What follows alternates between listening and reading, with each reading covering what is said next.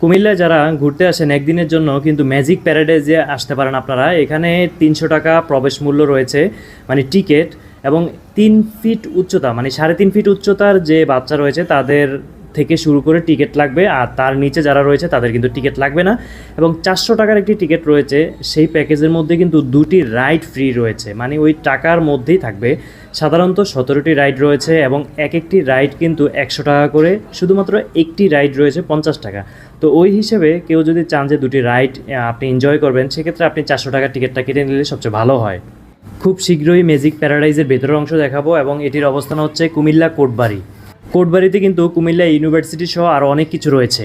চাঁদপুর সহ সারা বাংলাদেশ দেখুন চাঁদপুরের চোখে, এবং চাঁদপুরের চোখের ভিডিওগুলো বেশি বেশি শেয়ার করার অনুরোধ রইল। বাংলাদেশের বিভিন্ন স্থানে থাকা সৌন্দর্য এবং বিভিন্ন ঘটনাবলী উপস্থাপন করার আপনাদের জন্য। সবাইকে অসংখ্য ধন্যবাদ।